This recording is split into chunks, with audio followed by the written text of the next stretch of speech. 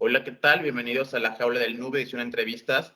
Y esta vez está con nosotros Luis G.I.G., que bien, pues él es influencer en la parte de tecnología en México. De igual manera está mi compañero de Booksec del Oye, que hará la presentación formal. Hola, ¿qué tal? Soy de Booksec y el día de hoy tenemos de invitado especial a Luis, que es periodista y consultor en comunicación y tecnología. En verdad, un honor tenerte por acá, Luis. Bienvenido. ¿Qué onda, Luis? ¿Cómo te encuentras el día de hoy? Pues contento de estar con ustedes. Honestamente, creo que nunca estoy en espacios como estos, pero yo siempre les he tenido mucha admiración como a toda la gente clavada en el código y pues obviamente que saben manejarlo. Yo siempre he pensado que son como los artistas del código y que sin ustedes no tendríamos estas grandes aplicaciones y todo esto que pues obviamente nosotros los Juanes de a pie disfrutamos y utilizamos y nos ayudan a nuestro día a día. Bien, Luis, y para nuestra audiencia, pues nos gustaría saber cómo te involucraste en esto de la tecnología o desde qué edad te gusta esto de los gadgets, el código, las computadoras, los sistemas operativos. Veo que eres muy divergente en tu forma de, pues, platicar y sobre todo hacer que las personas puedan comprender de la tecnología, pero ¿cómo fue tu interés en los inicios? Pues mira, es muy raro porque, o sea, en primer lugar, yo no soy ingeniero, o sea, sin embargo, yo estudié comunicación y sí tenía un perfil de comunicólogo un poco, pues, extraño, o sea, era como el que, pues, el perfil de comunicólogo que se clavaba con los aparatos, que se clavaba con las cámaras, el que obviamente entendía cómo manejar, pues, ciertos softwares de edición, etcétera, ¿no? Siempre estuve ahí clavado, pero honestamente, si nos vamos más atrás, eh, por un lado, mi madre siempre fue muy galletera, siempre hubo gadgets en la casa, siempre hubo cosas por el estilo. Y por otro lado, mi papá en su momento vendía electrónicos. Entonces, nosotros, como mi papá tiene una tienda ya de adolescente, pues teníamos que aprender a usar estos aparatos porque había que llegar y explicarle al cliente cómo funcionaban para que obviamente pues les pudiera sacar provecho. Entonces, siempre estuve como clavado en eso. Y quizá algo que pocas veces comparto, pero que creo que de ahí también viene como este gusto, es que yo tenía una colección de relojes Casio, eso sí lo he compartido, pero lo que casi nunca digo es que de pronto mi pasatiempo súper teto era acostarme en mi cama y leerme todo el manualito, o sea, manualito así chiquitito de ese tamaño y chutármelo todo para entender cómo funcionaba mi reloj. Entonces, de esa manera como que, pues se me quedó muy clavado que siempre a todo input hay una respuesta con los dispositivos. Y de ahí creo que incluso es que se me ha hecho muy sencillo entender cómo funcionan los aparatos y cómo poder explicar. Y bueno, al final, lo último que les podría decir es que yo llegué aquí hace casi 20 años, mi objetivo era hacer cine y la verdad es que estuve en una producción y no me gustó. Entonces, después entré en una revista que se llamaba Sputnik y de ahí para el Real me he dedicado a hablar de tecnología, de gadgets, de ciencia ficción, de cultura pop y básicamente ese es un poco de mi historia. Muy interesante. Y bueno, ahora en la actualidad existe, pues ahora sí lo que viene siendo más avances con la inteligencia artificial, por ejemplo, BART, ChatGPT y todo eso, ahora que ChatGPT 4, etcétera. Pero tú, ¿cómo has visto, ahora sí que desde niño o desde tu adolescencia, el avance de la tecnología? Pues ha sido bien padre porque, o sea, yo en su momento estuve en un internado estudiando y ahí, por ejemplo, recuerdo que era como muy, en ese momento era avanzada nuestra clase de computación, pero nuestra clase de computación era hacer un tutorial de cómo funcionaba el mouse en una Mac. Esa era la clase de computación avanzada. Después de ahí, pues ya en la universidad, las clases de cómputo era pues, aprender a usar pues toda la paquetería de Microsoft. Entonces, pues a mí me tocó todo eso y pues la verdad es que para mí no era suficiente, honestamente. Entonces yo siempre, aunque no sabía, yo me juntaba con un cuate que era, él es administrador de empresas, pero los dos supertetos nos metíamos a la red de la escuela. O sea, ahí fue como entender cómo se metía uno a la red y qué había que hacer, etcétera, etcétera, etcétera. Entonces, eh, pues en su momento, por ejemplo, a mí me tocó cuando en las escuelas, bueno, en la que yo estudié, pues pusieron de obligación tener una laptop. Yo nunca tuve una laptop en la universidad, no tenía para tener una laptop, pero ya era como parte como de estos cambios que había en la parte del estudio. Pues me tocó obviamente todo el tema de usar la tecnología, pues en los teléfonos celulares, que se fueran volviendo populares, etcétera, etcétera, etcétera. Pero ya profesionalmente sí me han tocado muchas cosas bastante interesantes. Me tocó, por ejemplo, cuando muere HD DVD. Yo estaba en Las Vegas de Nevada, estaban con esta lucha de formatos versus Blu-ray, y ahí lo que definió fueron las distribuidoras de cine, con quién se iban. Y ahí cada una de las distribuidoras iba diciendo, bueno, yo me voy a ir con Blu-ray, yo me voy a ir con HD-DVD. Y la última, no recuerdo cuál fue, si fue Universal, si fue Sony, cuál de estas, pero estábamos en Las Vegas y de pronto sale el comunicado de esta distribuidora diciendo que optaban única y exclusivamente por el formato Blu-ray. No pasó ni una hora donde la gente de HD-DVD del consorcio lanza un comunicado diciendo que su conferencia de prensa en Las Vegas, Nevada, en el CES, se cancelaba. Y eso básicamente fue el término del formato y fue pues interesante. O sea, incluso había lectores de Xbox con ese formato. O sea, obviamente pues desaparecieron y quien los tenga tiene un aparato de culto porque no existen. Así que en pocas palabras he visto como muchos avances. Yo en mis conferencias y en los cursos que doy, les pongo de ejemplo que en su momento el tema de la computación, pues se decía que nos iba a quitar el trabajo, ¿no? Y que posteriormente, pues no sucedió así y que más bien ya ponías en tu currículum tu nivel de computación, que básicamente se reducía a tu nivel de PowerPoint, Excel y Word, ¿no? Posteriormente ibas poniendo otros skills. Y ahora creo que con todo el tema de ChatGPT, yo lo veo muy similar. Yo veo como que vas a ir poniendo en tu currículum qué nivel tienes de adiestramiento para usar herramientas como ChatGPT. Y años después nos reiremos de eso porque va a estar ya muy clavada en la manera en la que estamos interactuando con esas herramientas. Bien, pues a mí me llama mucho la atención cómo has mezclado esta parte del periodismo o la forma de presentar, también como ser muy llamativo, muy claro en tu forma de actuar, pero platícanos un poquito de la evolución también del periodismo.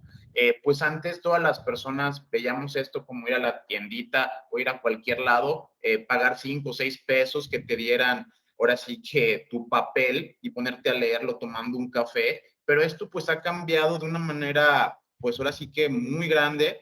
Veo sitios como Wired que te cobran una suscripción. De hecho, hasta el sitio de Bill Gates también, si te quieres suscribir ahí tienes que pagar una cuota. ¿Qué nos podrías platicar de cómo ha evolucionado y para entender por qué ahora las suscripciones, por qué cambió de Twitter a X, qué es lo que está pasando? Pues creo que los modelos de monetización están cambiando y habla también de la madurez. O sea, creo que hace poco no recuerdo con quién lo hablaba, y les decía que estamos en un momento donde al ser migrantes tecnológicos, pues nos acostumbramos y aprendimos a la mala. Y aprendimos a la mala malos hábitos, ¿como cuáles? Como no respaldar, como no poner una herramienta de seguridad, como no poner contraseñas complicadas, cosas por el estilo, ¿no? Son 3 cosas muy básicas, pero que, al ser migrantes, pues lo aprendimos así, al ahí se va, y como iba saliendo, etcétera. Creo que las nuevas generaciones van a tener mejor conciencia con respecto a estos temas. En el tema de los contenidos, creo que en su momento pues nos acostumbramos a que los contenidos eran gratis y que herramientas de redes sociales también eran gratis. Y de pronto eso hizo que se nos olvidara que detrás de pues esas aplicaciones de las redes sociales había un cúmulo de gente entre pues obviamente gente de marketing, gente de administración, gente de desarrollo, etcétera, que estaba detrás de esas aplicaciones y que pues ganaban dinero. Y de pronto como que se nos olvidó eso. Y en el caso de los contenidos también fue muy similar. Nos acostumbramos y acostumbramos a la gente a contenidos gratuitos.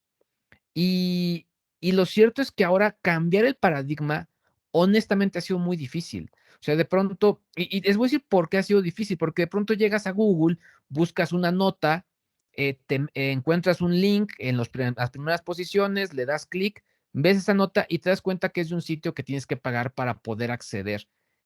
Yo creo que ahí, obviamente, pues, además de que le genera un rebote al sitio, pues el punto importante es, pues, ¿cómo manejamos eso? Porque la estructura de los contenidos se hizo gratuita y Google, el buscador, está hecho para estructuras de contenido gratuitas. Incluso creo que al final estos sitios pagados les va a terminar afectando en SEO porque pues el modelo cambia. En pocas palabras, estamos reacostumbrándonos a que hay ciertos contenidos que se tienen que pagar y que es bien importante hacernos consciente de eso. Ahora, ¿por cuáles sí, por cuáles no vas a pagar? Eso está muy complicado porque al final es de, bueno, yo soy fan por ejemplo, soy fan de Bill Gates, pagaría por su sitio, pagaría por sus contenidos, y desde el otro lado, ¿qué le estoy ofreciendo a la gente para que paguen por mis contenidos? Va a ser bien, bien interesante. Creo que el modelo de YouTube fue uno de los primeros que estuvo funcionando bien en el sentido de genera membresías por las cuales sí pagarías.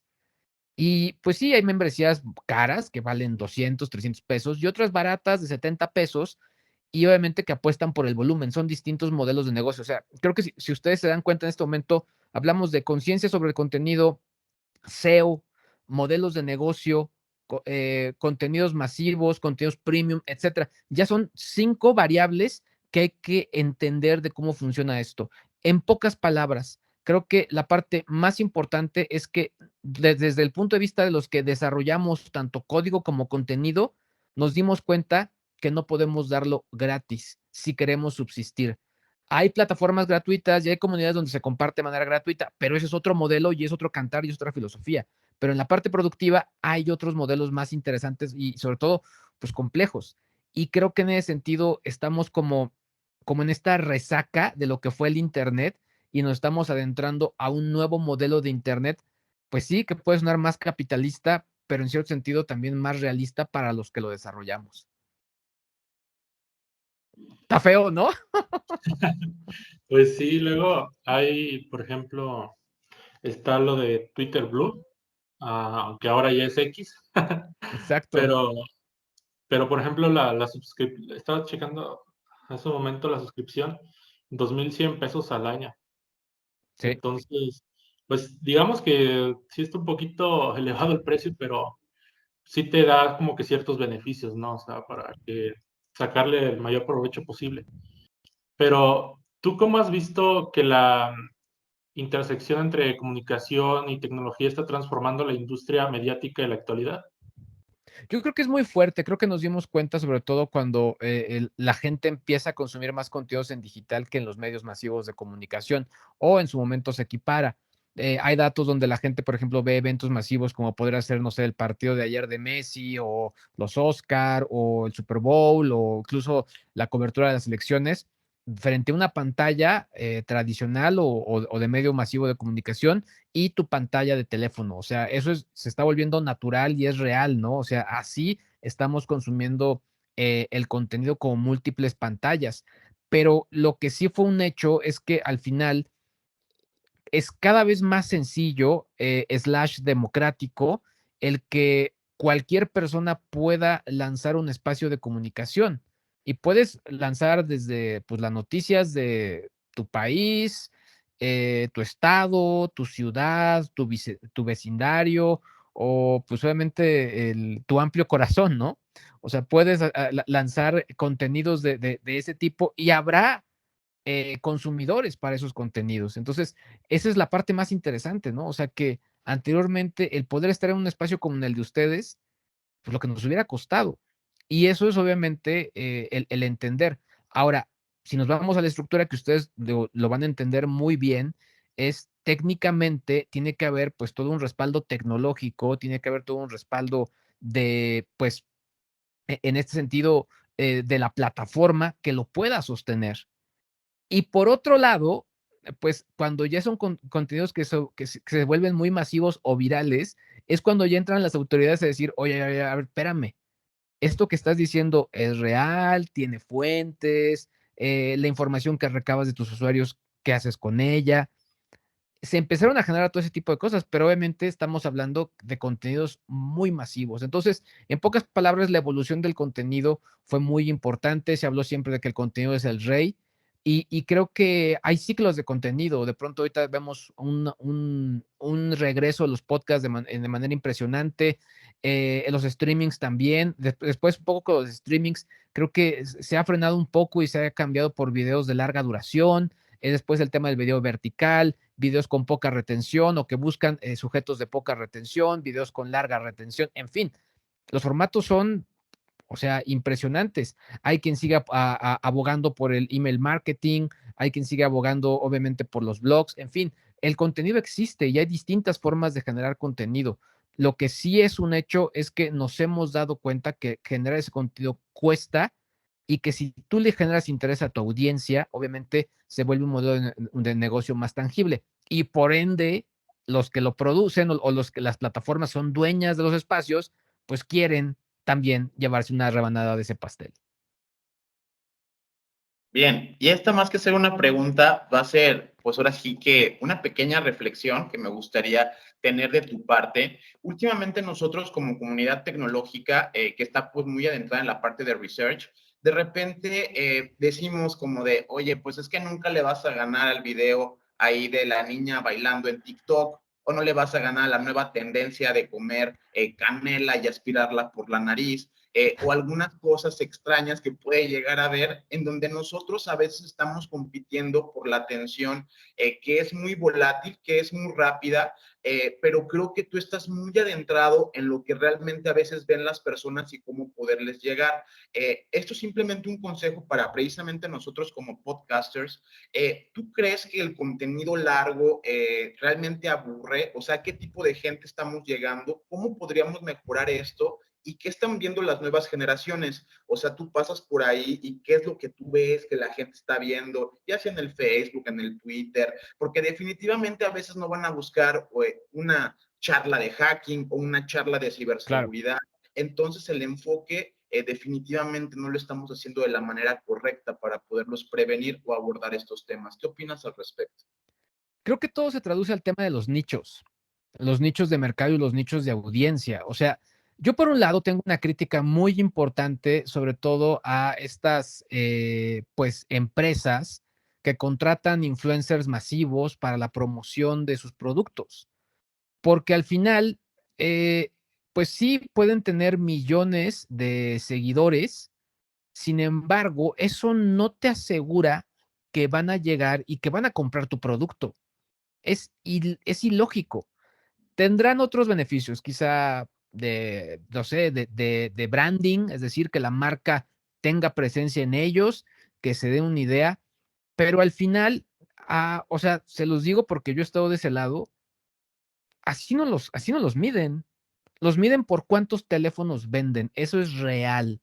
Eso es el KPI de las marcas, cuánto vendimos, por qué modelo, etcétera, etcétera, etcétera. Y de pronto, entonces, por eso es mi crítica, es decir, si al final te están haciendo el KPI por cuánto venden, entonces, pues no creo que sea factible el que todo lo manejes con un influencer masivo, ¿no? Donde además, pues quizá ni siquiera tradicionalmente en sus contenidos habla de tu marca. Por otro lado, creo que también hay que entender, si nos vamos ya del otro lado, es, ok, tenemos un espacio donde hablamos de hacking. ¿Dónde está mi nicho? ¿Y qué es lo que quiere escuchar mi nicho? Y ahí tal cual sí es irnos a los analytics, no únicamente los analytics cuantitativos, porque los analytics cuantitativos son muy fríos.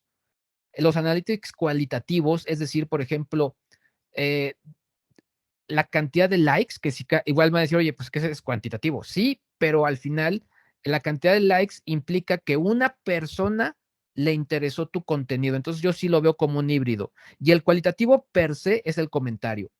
Si te están troleando, si no te están troleando, si te felicitan y sobre todo qué te están comentando. Ese tal cual es tu indicador de si estás bien o estás mal o qué es lo que tienes que repetir. Eh, y eso creo que es la parte más importante, entender a quién le estás hablando. Ahora, de que si el contenido largo o el contenido corto funciona, creo que también hay que entender que tienen distintas funcionalidades y distintos pues modos de uso. Hace poco me invitaron a calificar unos trabajos de unos estudiantes y uno de ellos me estaba contando que su proyecto final era el videoclip para promover una banda, que la banda iba pues para chavitos entre 15 y 25 años, etcétera. Y lo que me enseñó fue un video en formato estándar, 16:9, largo, etcétera. Y le dije, pues está padre tu video, me gusta, tiene algunos errores o áreas de oportunidad en la edición, pero lo que no me hace match es tu target. O sea, me dices que tú quieres ubicar a esta banda en un target joven y lo estás haciendo en un formato, pues, de un target que no consume eso o no de esta manera o no de una manera, pues, como complemento. Entonces dije, yo creo que tendrías que haberlo hecho en formato vertical o de menos tener una versión en formato vertical para que ahí se vaya y busques la viralidad para que te conozcan. Entonces, un poco lo que te quiero decir es que no es que el contenido esté mal, el contenido está bien, pero hay que entender hacia dónde lo mandamos. Yo les voy a compartir algo muy personal y yo honestamente, pues yo llevo 20 años hablando de gadgets, pero algo que casi no compartía es que pues llevo muchos años dando cursos, conferencias y coaching sobre temas de comunicación y tecnología, pero ejecutivos. Entonces de pronto yo decía, pues, como que yo no le daba valor a eso, porque decía, pues me buscan por los gadgets. Pero de pronto ahora que empezó como a darle más ruido a eso, pues me doy cuenta que sí está generando mucho interés y que pues por algo me contrataban y que también por otro lado, pues me queda claro que quizá pues TikTok, aunque los esté clavando mensajes de ese estilo, pues sé que no les va a terminar de ir bien o no ahora, pero sé que si los clavo en LinkedIn, ahí sí va a funcionar. Entonces, lo que les quiero decir es que quizá, por ejemplo, en LinkedIn, en TikTok, cuando esa generación vea ese tipo de contenidos en 15 años, le va a hacer sentido, pero en este momento no, quieren otro tipo de contenido. Pero si tú, por ejemplo, estás hablando de hacking, pues también hay que entender cuál es mi plataforma, ¿no? Quizá un Twitch en alguno de los canales funcione, o un Reddit, o el mismo LinkedIn, qué sé yo.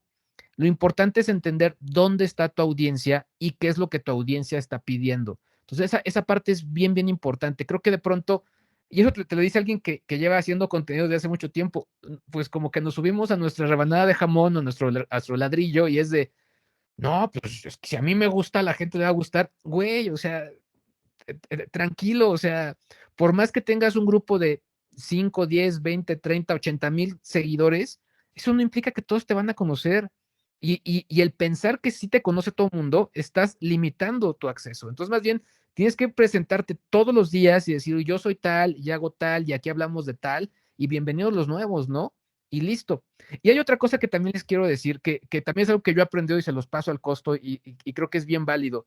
No hay que tenerle miedo a que se vaya gente. No le tengan nunca miedo. Les voy a decir por qué. Porque eso es como pasar un cernidor. Y eso implica que estamos purificando la comunidad. Y los que se queden son los que realmente van a interactuar con nosotros, van a comprar lo que hacemos nosotros, nos van a contratar o de menos nos van a escuchar, que esta vez lo que queremos, que nos escuchen. Y los que se van, pues está perfecto, no pasa nada, que se vayan. O sea, ellos también están en su libertad de ver otras cosas y la red es tan bondadosa que quizá ahora se van y van a regresar en un año o en 6 meses o en un mes, qué sé yo, ¿no? Pero creo que hay que entender eso, ¿no? En pocas palabras, entender a tu audiencia. Es bien importante escucharla y dos, entender dónde mi contenido va a funcionar mejor. En base a toda tu experiencia en el campo, ¿puedes compartir algún ejemplo destacado de cómo una estrategia de comunicación bien implementada ha impactado positivamente en la adopción de una nueva tecnología? Pues les voy a contar algo. Eh, pues llegan las redes sociales a México. Yo recuerdo que cuando llegó High Five, le pregunté a mi editor en ese momento de Sputnik, le dije, oye, ¿y qué es esto de High Five? Y me dijo, pues es algo para echar el gag nada más, o sea, pues te metes y haces amigos. Pues órale. Pues llega Facebook, llega Twitter, etcétera. Y es cuando les digo que yo ya empecé a dar conferencias y charlas y todo esto. Y unas amigas de una agencia me dicen, oye, nuestro cliente es Fox Sports, pero no quieren meter redes sociales. Estamos hablando que esto fue hace pues, unos 15 años, 17 quizá, no, sí, entre 17 y 14 años aproximadamente. El chiste es que me decían ellas que creemos que puede ser un buen proyecto y quizá pues, los puedes ayudar. Yo en ese momento empecé a llevar redes sociales, les juro, cuando nadie llevaba redes sociales. O sea, después, en este momento, yo lo veo como ahorita ChatGPT, después fue tan rápido que había miles de agencias de digital. En ese momento empezaban las agencias digital y nosotros arrancábamos con eso. Yo ahí ya llevaba redes sociales de medios de Editorial Televisa y entonces llego con este ejecutivo. Ahí me dijeron, cuidado con este ejecutivo porque es bien rudo, ¿eh? Una vez te hace hasta llorar. Y yo, no, espérate. Entonces ya llegué, se llama Eric Baeza, si llega a ver esto, pues le mando un gran saludo. Y Eric me dice, oye, pues es que, ¿qué voy a ganar? Y yo era explicarle ahí, bueno, es que no es que vas a ganar suscriptores, pero vas a ganar presencia. Y me decía, pues sí, pero es que, mira, yo tengo en exclusiva la final de no me acuerdo qué copa era, pero jugaba Chivas. eh, pero, por ejemplo, partidos de selección y todo eso, yo no tengo derechos. O sea, yo no tengo derechos de nada. O sea, ni videos, ni nada. El chiste es que, para que se den una idea, nos dieron sus redes sociales, Twitter y Facebook en su momento, tenían como 400 seguidores y comenzamos una estrategia donde sus talentos, que en ese momento eran gente como el Faisy, Luis Omar Tapia, eh, estaba también Ricardo Vizcayart, varios de ellos, pues ya tenían muchos más seguidores. Entonces la estrategia fue hacerles entender que si hacíamos crecer el paraguas de Fox Sports, después ese paraguas los iba a cubrir a ellos.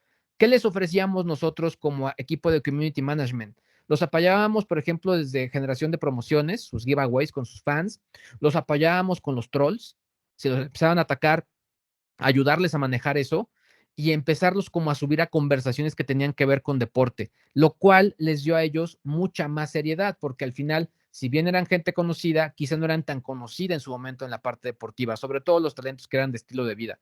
El chiste es que arrancamos con esta estrategia y nos fue muy bien, o sea, llegamos a generar, creo que dejamos esa cuenta como en los 200,000 seguidores, después ya cambiaron las políticas y lo hicieron de manera interna, pero la parte más interesante fue entender cómo poder hacer ese tipo de estrategias y cómo entender, pues, que la comunicación había cambiado en su momento. Para que ustedes den una idea, fuimos de los primeros en hacer coberturas de partidos de fútbol en vivo, en redes sociales. Nadie lo hacía. Nosotros teníamos un equipo en su momento eran 6 personas al mismo tiempo en la cuenta compartiendo cosas. Teníamos, le compartía datos pues históricos de los jugadores, él compartía el minuto a minuto, el que compartía a cambios en la alineación, compartía datos de los jugadores que estaban en banca, etcétera, etcétera, etcétera. Y la verdad es que, pues sí, o sea, al final fue súper interesante. Era como muy estresante cuando nos acabamos la cuota de tweets y nos decía la cuenta, ya no puedes tuitear más. Pero eso obviamente pues ya eran problemas de primer mundo. Hubo un momento en el que la gente de Fox me decía, tienes más gente en redes sociales que la que yo tengo cubriendo en notas en el portal. Y eso es un poco lo que les quiero compartir como esta experiencia que fue cómo metimos un espacio que en su momento era disruptivo en el momento en que nadie más lo estaba haciendo.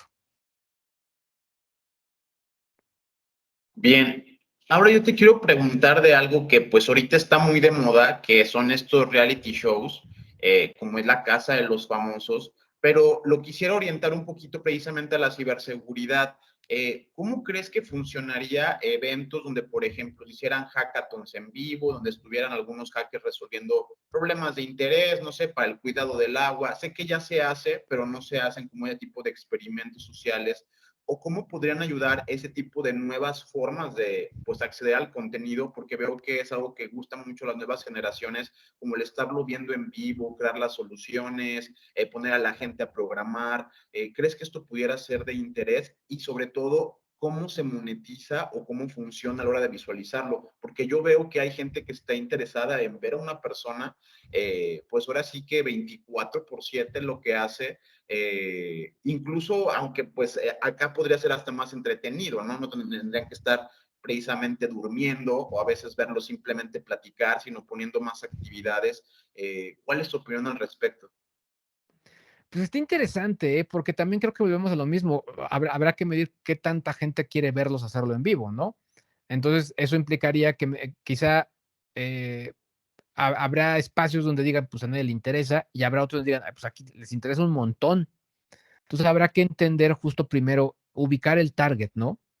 Después de ahí hay que ubicar para un espacio de ese tipo habrá que pensar en qué figuras dentro del hacking podrías meter que generen ese interés, ¿no? Eso sería como muy, muy interesante. Y creo que después está el reto. O sea, ¿qué reto les vas a poner que realmente, pues sí los ponga a ellos en un nivel dramático interesante? Si ustedes se fijan en estas estructuras de Big Brother, de La Casa de los Famosos, o no sé, si nos vamos a algo un poquito más pop, más fresa, MasterChef, está basado en retos que ponen en o rompen a la persona. Aunque, ojo, todo está preparado, todo. O sea, en televisión y en la pantalla tiene que estar preparado y no implica que, no quiere decir que haya un guión, pero sí les dicen, oye, mira, vamos a hacer esta dinámica, va a suceder esto, entonces es un poco la dirección que va a tomar. Quizá ellos no sepan, o sea, quizá la dirección, no sé, en la de MasterChef. Les intentamos poner un reto muy complicado donde, no, donde vas a tener quizá un combustible limitado, pero no les dicen que van a cocinar, pero ya saben, ya entran esperando qué va a suceder, ¿no? A lo que voy con esto es que necesitaríamos poner todos los ingredientes en la mesa para entender qué cantidad de gente estaría interesada en un modelo así. Digo, yo sé que sí hay, y si no fuera importante, pues todo el tema de los hackatones no continuarían o no sucederían todo eso que sucedió en su momento como pues Campus Party y todo ese tipo de rollos, ¿no? Pero creo que sí sería como muy interesante entender el reto que les pondrías, pues para que no los veas todo el tiempo en su computadora, ¿no? O sea, esa es la parte importante, ¿no? O sea, tiene que haber algo más allá que pueda como generar algún tipo de situación. Hubo un reality que estuvo bueno, donde era de comida, pero con ingenieros. Entonces los ponían a construir estructuras con comida. Entonces había un ingeniero y había un cocinero. Entonces juntaban esfuerzos. Entonces estaba interesante. Ustedes se fijan, está el reto. Y después, obviamente, pues habrá que entender, creo que se lo vi en Netflix. El punto con todo esto es que, ¿cómo monetizas? Pues hay distintas formas de monetización. O sea, si un proyecto así lo compra una distribuidora de contenido, como podría ser un Prime Video, un Netflix, un Apple TV, etcétera, pues bueno, eso ya, ellos pagan por eso.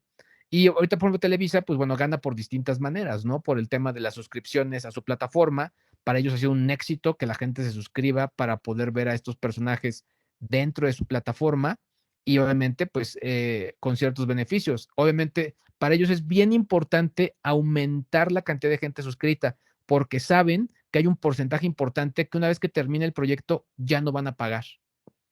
Entonces, si ustedes se fijan, incluso la duración del proyecto tiene un porqué. O sea, tiene que durar de tal manera que mínimo se lleven 1 a 3 meses de suscripción, porque quizá van a arrancar a medio mes y van a terminar a medio mes. Entonces, de esa manera van a tratar de sacarle el mayor provecho a la suscripción, entendiendo que a la quincena siguiente ya no van a pagar. Entonces, los modelos de negocio pueden ser muy, muy variables, que si le interesa o no el tema, creo que más bien habrá que entender a cuál es la comunidad que le interesa y de qué tamaño es, y finalmente cuál es el reto, sobre todo porque todo esto tiene que ver con morbo, y ese morbo es el call to action a que yo lo vea. Los algoritmos de las redes sociales a menudo determinan qué contenido ve el público, pero ¿cómo crees que los profesionales de la comunicación puedan optimizar su estrategia para que sus mensajes ahora sí que pues lleguen a la audiencia correcta en medio de este panorama muy grande de algoritmos? Pues primero entendiendo qué significa la palabra algoritmo. No voy a hablar mal de nadie, pero honestamente creo que de pronto como que, eh, así como, pues de pronto los desarrolladores tienen que entender que hay alguien que al final va a terminar escribiendo texto. Creo que tenemos que entender los que lo escribimos y los que lo generamos, que el que yo suba un video o escriba un texto o comparta, se hace porque hay un código que obviamente tiene que ver con un algoritmo. Entonces creo que pues pocos se pueden estudiar los cambios del algoritmo de YouTube, pocos se preparan con eso. Entonces creo que la parte más importante es hacer conciencia que existe el algoritmo y más allá de entender así como de, oh, sí, el algoritmo, es qué hace el algoritmo, o qué implica el algoritmo, o sea, cómo me hace escribir el algoritmo, etcétera. Y creo que a veces falta mucha conciencia por algunos creadores de entender eso. Yo creo que los que han tenido más éxito es porque sí se han clavado en eso. y eso también es como muy, muy importante. O sea, parece que a veces vemos creadores de contenido onda MrBeast que parece que pues lo hacen de manera orgánica, pero no. O sea, tienen un súper estudio del algoritmo y cada cosa, cada portada, cada call to action lo hacen donde tienen que hacerlo. Bien, Luis, pues yo he estado solamente muy poquitas veces en televisión, pero una vez que fui al programa de hoy, siento el haber estado realmente muy, muy nervioso, la aparición, y ya en el momento que lo hice parece haber estado bien, pero realmente sentí un nervio pues muy adicional por las cámaras, algo que no se siente definitivamente cuando haces un streaming o cuando haces un live, o es muchísimo menos la atención de la cámara. ¿Esto por qué sucede? ¿Cómo lidias con esto? Porque a mí se me hizo bastante fuerte. O sea, la verdad, el tener así como que Andrea Legarreta ya no sabía ni qué decir, como que se te va a trabar la lengua, sientes que no sé, o sea, es una verdadera situación como de nervio. Y que incluso para un comunicador que tiene cierta experiencia se torna más complicado. Y la otra que te quiero preguntar de manera personal, a mí me llama mucho la atención tu colaboración con Broso. A mí se me hace un personaje divertidísimo y yo no me imagino que diga, ¿quién ahí viene a ver un gadget y que nos va a decir algo? Y pues no sé, a lo mejor yo me reiría muchísimo. ¿Cómo se lidia con esta tensión cuando tienes que estar en vivo en la televisión? Pues mira, creo que vas aprendiendo a manejar el estrés. O sea, creo que estrés y nervios siempre tiene que haber. O sea, siempre, porque pues, si no, pues ya sería un robot el que estaría detrás de ahí. Pero creo que más bien tienes que entender cómo funciona. Número uno, la diferencia de un streaming a tele abierta. En tele abierta están acostumbradas a mucho rigor por los tiempos, por el aire, por lo que se dice, por lo que no se dice. Entonces, por eso también la presión se siente mucho más clavada. Y de pronto también hay muchos liderazgos que pues matan a un liderazgo sobre otro. Quizá esto suene raro, ¿no? Pero por ejemplo, un programa como hoy, me queda claro que ahí la última palabra la tiene la productora.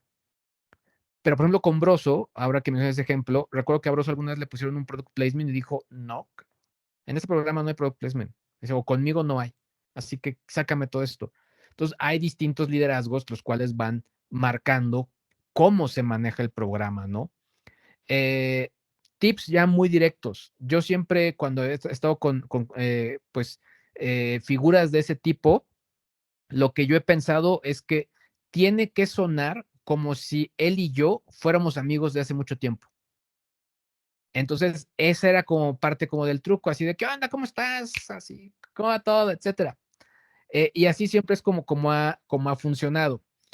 Yo después fui descubriendo que si yo era un poquito mucho más como, pues no decir chistes, pero tratar de que sonara divertido o no tan teto, pues funcionaba mucho mejor o lograba enganchar más con la audiencia. Entonces, por ejemplo, con Adela Micha, pues el truco de pronto era echar carrilla, ¿no? Entonces, pues ahí de pronto, pues yo tiraba una que otra, entonces, pues mi escuela con Broso me ayudó a tener, pues, buen manejo y bueno, y el código postal y todo, pues ayudaba a tener buen manejo de qué decir, ¿no? Entonces, pues un albur fino, bien amarrado, pues al que le agarra se bota de risa. A Adela sucedía porque es una mujer muy inteligente y no decir de Broso. Pero, por ejemplo, yo estuve 4 años con Broso y un año en Televisa y después un año con él en radio. Y el Luis G.I.G. de cómo empezó en Televisa es muy diferente al que como terminó y el Luis G.I.G. de radio con Broso. Porque como que ahí entendí cómo funcionaba él y qué es lo que hacía. ¿Qué es lo que me funcionó, que le funcionó a Luis G.I.G. que entró con Broso? Que yo también traía como una especie de personaje donde yo sabía que yo era el nerd del programa. Entonces tenías que unirte a ese cliché. Y en este caso, a diferencia de un invitado, pues sí de pronto hay que seguir ciertos formatos para que funcione el gag, para que se puedan reír, etcétera. Sin embargo, con Broso siempre funcionó, o siempre, como es un tipo muy inteligente, funcionaba muy bien los temas. Entonces trataba de que se enganchara, que se divirtiera, etcétera, etcétera, etcétera. El Luis que dije que terminó y el que fue a él con radio, pues ya de pronto, pues ya alboreaba mucho más, ¿no?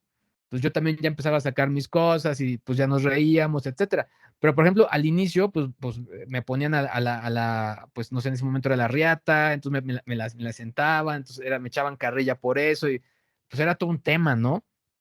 Pero más allá de todo, yo siempre tengo pues un poco la fortuna de trabajar con gente muy inteligente. Y eso ayuda muchísimo, sobre todo por el momento de la interacción. Entonces, con Broso me ayudaba mucho, mucho, mucho. Ahora, con Broso sí les puedo decir algo. Era impresionante cómo nos íbamos a corte, se quitaba la peluca y estaba Víctor Trujillo. Víctor Trujillo con una voz mucho más suave, más melódica, igual de dicharachero, o más bien como más dicharachero incluso, pero cuando decían, vamos a leer en 10, 9, 8, se ponía la peluca y arrancaba. Ese estudio retumbaba, era muy cañón cómo se metía en personaje. Entonces, de pronto, yo ya, digamos, yo soy un consumidor de televisión desde que tenía 7 años. Entonces, yo vi a Broso cuando estaba en TV Azteca, lo vi en distintos, después en Canal 22, me parece, en fin, en distintos lados. Entonces, pues yo ya, por ejemplo, de pronto decía, oye, Víctor, perdón, porque yo sabía que al personaje de Broso le cagaba que le dijeran Víctor. Entonces, pues empezaba a usar esas figuras que yo ya sabía porque yo ya lo había visto en la tele. Entonces, tenía también como este estudio de los personajes y pues trabajaba muy bien. El consejo práctico, ¿cómo no ponerte nervioso? Creo que no puedes dejar de ponerte nervioso, pero lo que sí puedes hacer es entender cómo funciona, ver programas previos para entender cuáles son las figuras, cuáles son los gags que van utilizando, o de menos el programa o la sección anterior para poco hacer, sí, yo me identifico con la que vendía la harina para hot cakes, ¿no? Pero bueno, aquí que vamos a hablar de hacking, pues después decir que algo así, ¿no? Entonces vas amarrando en cuanto a la audiencia. Radio en particular es diferente en qué sentido. Radio está basado en la repetición, porque la gente de pronto te va a sintonizar en distintos momentos, entonces siempre tienes que tratar de repetir a cada rato qué es, o de qué estás hablando, o quién eres, etcétera, etcétera, etcétera. Entonces, cada medio tiene su propio formato, pero la clave más importante es pues tener como la referencia de con quién estás, de qué vas a hablar, y obviamente pues cómo te gustaría verte a ti mismo en la pantalla. ¿Podrías platicarnos cómo fue tu primera experiencia apareciendo en la televisión? ¿Cómo fue que te sentiste en ese momento interiormente? ¿Y cómo fue después empezar a trabajar con estas, ahora sí que personalidades muy conocidas en el mundo de la televisión? Fue horrible la primera vez, les voy a contar. Yo trabajaba, les conté que trabajaba en una revista que se llamaba Sputnik. Cuando estaba ahí, pues me decían, bueno, pues si tú te quieres dedicar a esto de las revistas, el cielo de las editoriales es Grupo Expansión. Entonces te tienes que ir para allá. Y me fui a Grupo Expansión. O sea, logré entrar allá, etcétera, etcétera, etcétera. Estuve un rato, mucho tiempo como freelance, después un año dentro, y después el año me volví a salir otra vez para estar como freelance.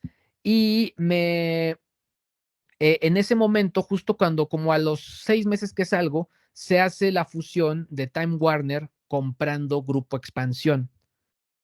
Y pues de pronto la gente de CNN, que dependía de Turner, empieza a hacer un research por gente que hablara de tecnología, porque los necesitaban colaboradores para un programa nuevo que estaban lanzando en CNN. El programa se llama, o se llamaba Clicks, no sé si todavía siga, y pues por obvias razones, por todas las revistas donde yo colaboraba en ese grupo, pues la referencia era yo, porque en ese momento, ahorita pues honestamente cualquiera habla de gadgets, pero en ese momento éramos muy poquitos, o sea, la fuente era muy pequeña. Y en ese momento los que hablábamos de gadgets, que pues el término específico es tecnología de consumo, éramos menos. Entonces, pues ahí me recomiendan a mí y me dicen, oye, pues la cita está al día, a tal hora, y pues Expansión está en Constituyentes, aquí en la Ciudad de México, en una zona donde, pues, si te citan alguna hora complicada, hay mucho tráfico. Y efectivamente me citaron en una hora complicada. Entonces yo iba saliendo de su casa, que yo creo que en ese momento estaba yo en la colonia Roma, para Expansión, y pues obviamente tenía la asistente que era amiga mía, Gloria Serrano, que me decía, Luis, ¿dónde estás? Te están esperando para grabar y no has llegado. Ahí voy, ahí voy, ya casi llego. Llegué, ella me estaba esperando en la calle para jalarme al foro y llegar y hacer mi colaboración. Pero no sé si ustedes recuerden que yo les dije que yo llegué a la Ciudad de México por hacer cine. Yo efectivamente tengo cortometrajes, tengo un par de cortometrajes, he dirigido actores, etcétera. Y yo en ese momento, porque también, o sea, lo más chistoso es que me dijeron, ¿quieres venir a hacer una colaboración? Y yo, sí, claro, voy a hacer obvio, hago una colaboración. Pero creo que no me puse a pensar en el previo que pues era estar frente a la cámara. Entonces ya en ese momento, con mi estrés de llegar, etcétera, etcétera, etcétera, y estar frente a la cámara, lo primero que pensé es tengo que hacer lo que yo le pedí a mis actores, que era en ese momento ver a la cámara, a los ojos, y la cámara es el conductor al cual estaba hablando. Lo único que me dijeron fue, el conductor se llama Guillermo y te va a hacer preguntas. Esa fue la indicación. Y arráncate. Yo tenía preparado mi tema y, hola Guillermo, ¿cómo estás? Pues mira, tal, tal. Digo, ahorita lo digo así muy asá y pongo el tono, pero seguramente en ese momento fue de, sí, Guillermo, mira, es que este gadget, bla, bla, bla, etcétera, etcétera, etcétera. El chiste es que cortan, escucho a la productora que se llama Magdalena Cabral, ya no está en expansión, pero es amiga mía, y me dice, Luis, ya te escuchamos, me gustó mucho, después te hablo porque para que sigas viniendo. Esa fue mi entrada a la tele. Y de ahí, después de ahí fui a Televisa, después estuve pues varias televisoras, pero bueno, donde estuve más tiempo y esto más tiempo es en Televisa en su momento y posteriormente en CNN, donde continúa a la fecha haciendo una que otra colaboración. Bien, mi siguiente pregunta ya no tiene que ver tanto con este medio del periodismo y la forma de comunicación, es un poco más orientada hacia el futuro de México, lo que hace el gobierno y las posibilidades de reducir lo que llamamos brecha digital, que es prácticamente que pues gran cantidad de la población no tiene acceso a Internet todavía. La mayoría ya tiene un celular, ahora sí que por fortuna, pero aún hay muchas tecnologías como Internet en el hogar, fibra óptica, tener una computadora, ahora sí que de escritorio, que no muchas personas tienen el acceso a esto. Y no solamente esto, el hecho de que pues hay personas de la tercera edad que pues hasta interactuar con un cajero o nuevas tecnologías puede ser muy complicado. Aquí me gustaría que pues para abordar esto nos dieras tu opinión y también comentarios. Por ejemplo, se maneja mucho lo que es Guadalajara, Monterrey y México DF con respecto a avances tecnológicos o ciudades más inteligentes o ciertas como cosas que se pueden llegar a implementar como modelo en otras ciudades para mejorar como esta situación donde la tecnología pues puede ayudar finalmente al gobierno a estar mejor y sobre todo, ¿cómo crees como comunicador que podríamos reducir esta brecha digital? Pues creo que ha habido varios proyectos con respecto a ese tipo de situaciones. O sea, en su momento recuerdo mucho el tema de One Laptop per Child, que después se permeó, que era un proyecto internacional de Nicolás Negroponte, y después se permeó a distintos estratos y se quiso tropicalizar a través de distintas asociaciones. La misma gente de Carlos Slim ha hecho proyectos al respecto.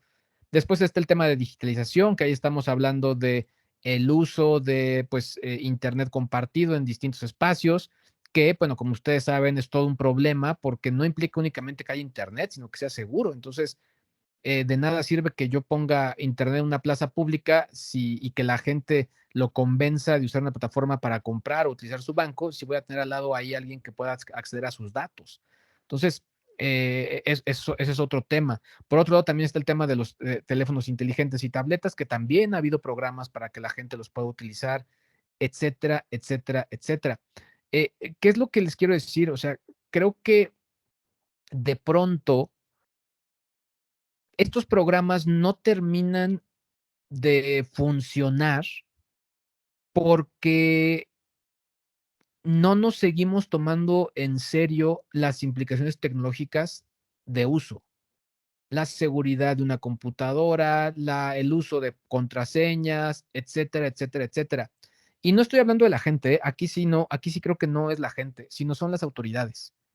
O sea, creo que es bien, bien importante entender eso. Y, y creo que si les importara, habría campañas masivas metidas con anuncios in-stream, en plataformas de todo tipo, vertical, horizontal, hablando de la importancia de la seguridad, de la importancia de tener un buen password, de la importancia de no dejar a los niños solos mientras navegan por internet. Creo que por eso no termina de cuajar, porque yo sí creo mucho en el tema de fondo es forma y forma es fondo. Y creo que la parte del fondo no se ha terminado de cuajar, o sea, creo que no nos la terminamos de tomar en serio. Y esto no implica que yo les diga, ah, ya se ha hecho lo suficiente para programas gratuitos o entregar. No, no, no, eso tiene que ser siempre. Siempre tiene que haber un programa para, pues la gente pueda adquirir de manera, pues económica una computadora, un teléfono, se conecte a internet, hay internet. Eso tiene que ser siempre, siempre, siempre, siempre, siempre, porque al final eso es constante y la tecnología avanza muy rápido. Pero creo que lo que no se ha hecho es ponerle fondo a las políticas públicas al respecto. Y eso creo que tiene que ser vital para que de esa manera, pues, sea seguro. O sea, de nada va a servir que un adulto mayor lo convenzamos de tener su cuenta en el banco del gobierno o en el banco de su preferencia, si de pronto va a llegar un mal hora y le va a jugar chueco y le va a bajar todos sus ahorros utilizando pues una técnica de ingeniería social. De nada le va a servir.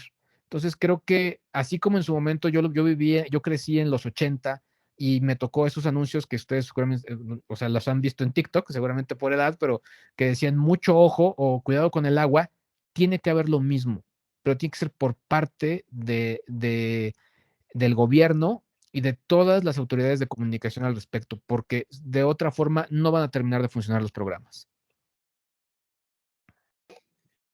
Luego, con todo esto de las noticias falsas y demás, y la desinformación, que pues todo esto puede propagarse rápidamente a través del Internet, ¿qué estrategias consideras que son efectivas para fomentar la difusión de información precisa y confiable a través de la tecnología? Creo que es bien, bien importante el tema del chequeo de fuentes confiables y de la estructura de esas fuentes confiables, es decir, hacer conciencia a la gente que pues sí puede parecer una página que es de CNN o de la BBC o de el medio que me digas, pero si de pronto en la dirección web de esa página es BBCC, caray, esa no es la página de la BBC, ¿no? Entonces habrá que estar como muy cuidadosos. Entonces, si te fijas, también tiene que ver con eso, con el conocimiento y sobre todo con lo que les decía, de que somos migrantes y como que nos vale, ¿no? Y todo lo damos por cierto porque está en Internet y no tiene que ser así.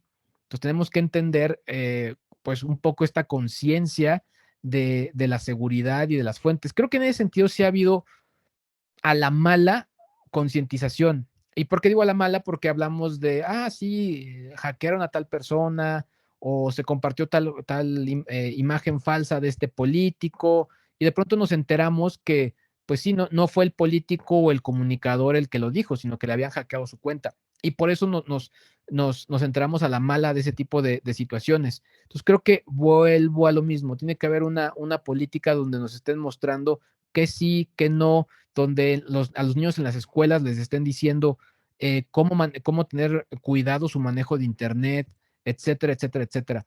De pronto, creo que antes o sea, esto cuesta trabajo porque antes teníamos pocas fuentes de información. En el país, pues bueno, si eran los diarios, pero pues ¿cuántos diarios serían? O sea, 8, 10, los nacionales más los locales, o sea, pues tampoco eran tantos, o sea, honestamente. Y en cuanto a medios masivos de comunicación, durante años vivimos con 2 cadenas informativas.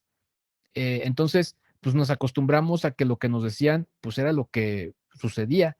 Después nos enteramos que no. Entonces, pues imagínate ahora si esto lo multiplicamos a la gran cantidad de fuentes que hay y que pues prácticamente, pues o sea, en el momento en el que hablo ya surgieron cuántos blogs, ¿no?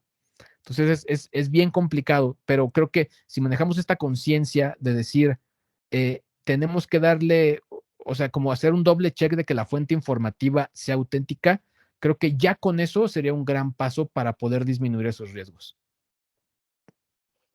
Bien, Luis, y ya para nuestra última pregunta es, pues, ¿qué más hace Luis G.I.G. cuando no está ahora sí que saliendo en radio o televisión? ¿Qué hobbies tienes? ¿Algún pasatiempo? ¿Algo que le recomiendes a la gente para que no se quede pegado a la computadora y a la pantallita todo el día? Pues a mí me gusta mucho el cine. La verdad es que siguen siendo pantallas, pero vuelvo a repetir, al ser alguien que quería hacer cine, pues me sigue gustando mucho ir al cine. Otro hobby que tengo soy fan de los gadgets, pero de producción. Es decir, me gustan pues mis habilizadorcitos y mis gadgets para poder poner mi cámara de tal o cual forma. Ahorita ustedes lo están viendo, pero aquí tengo un teleprompter. Estoy conectado a través de un teléfono, hay una tramoya, hay luces, todo eso la verdad es que es parte como de mi hobby.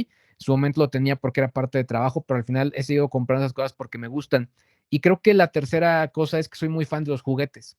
Me gustan mucho los juguetes, por aquí se alcanzan a ver algunos, pero pues tengo muchísimos Funkos, tengo muchos Legos, tengo cajas de Lego que no he podido armar, pero que pues al final pues, ahí se van a quedar porque pues de pronto pues me sirve para desestresarme, así que pues, es parte de lo que me gusta hacer y es parte como de de Luis que de pronto a veces no ve la gente. Luis, pues sin duda un gusto tenerte por aquí. Ha sido ahora sí que un agasajo, muy buenos tips de periodismo. Y ya saben, si quieren volverse influencers, pues el camino no está nada sencillo. Muchas gracias a todos. Esto fue La Jaula del Noob.